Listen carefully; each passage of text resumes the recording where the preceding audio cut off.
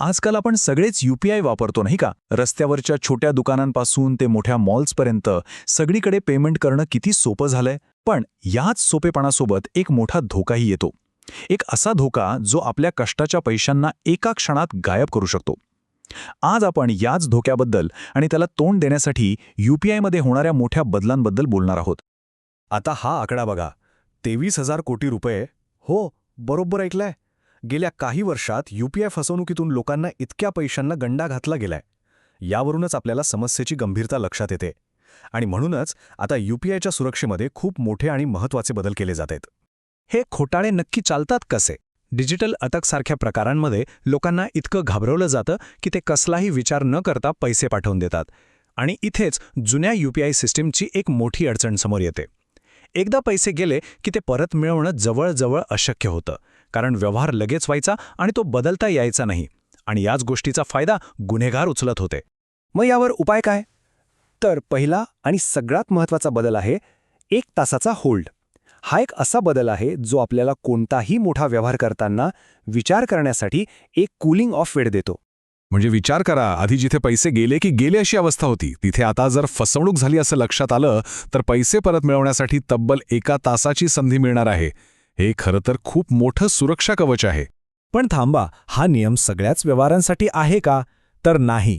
तो फक्त तेव्हाच लागू होईल जेव्हा आपण एखाद्या नवीन व्यक्तीला, म्हणजे ज्याला आधी कधी पैसे पाठवले नाहीत, त्याला पहिल्यांदाच 10,000 रुपयांपेक्षा जास्त रक्कम पाठवत असाल. त्यामुळे घाबरण्याचं अजिबात कारण नाही. हे काम कसं करणार ते समजून घेऊया. समजा तुम्ही पेमेंट केलं तर पैसे तुमच्या अकाउंटमधनं कापले जातील, पण समोरच्या व्यक्तीच्या अकाउंटमध्ये लगेच जमा होणार नाहीत. ते 1 तासासाठी होल्डवर राहतील. या 1 तासात जर तुम्हाला वाटलं की काहीतरी गडबड आहे तर तुम्ही ते पेमेंट लगेच रद्द करू शकता आणि पैसे तुमच्या अकाउंटमध्ये परत येतील. आणि जर सगळं ठीक असेल तर काहीच करायची गरज नाही. 1 तासानंतर व्यवहार आपोआप पूर्ण होईल.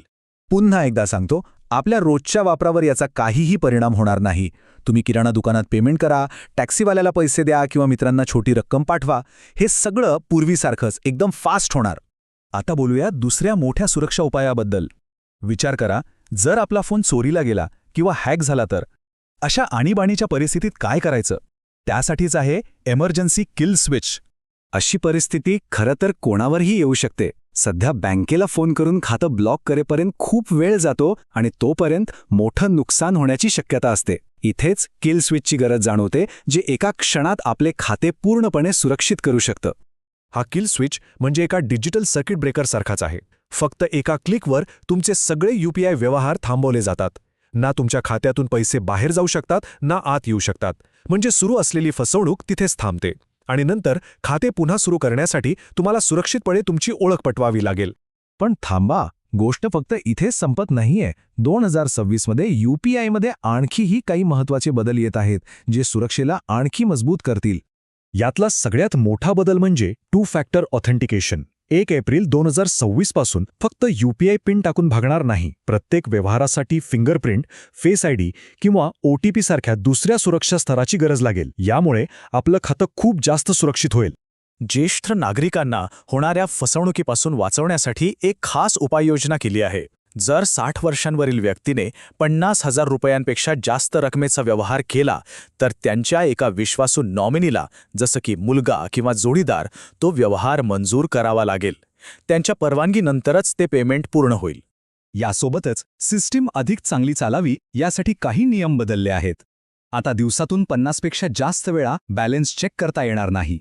आणि SIP किंवा EMI सारखे ऑटो डेबिट्स फक्त कमी गर्दीच्या वेळेत, म्हणजे रात्री किंवा सकाळी लवकर प्रोसेस केले जातील. याचा आपल्याला थेट फायदा काय? तर दिवसा व्यवहाराच्या वेळी सिस्टीमवरचा लोड कमी होईल आणि पेमेंट फेल होण्याचे प्रकार कमी होतील. तर या सगळ्या बदलांमधून एक गोष्ट स्पष्ट होतीये.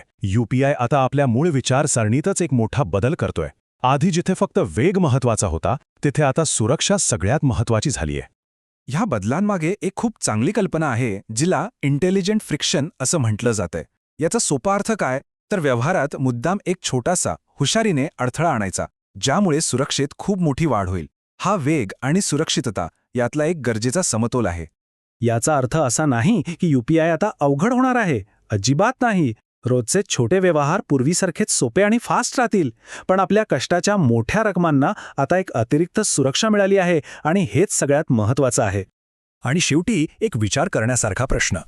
भारत UPIद्वारे जसं डिजिटल पेमेंटमध्ये जगात पुढे आहे, तसंच आता सुरक्षेमध्येही एक नवीन आदर्श निर्माण करतोय का?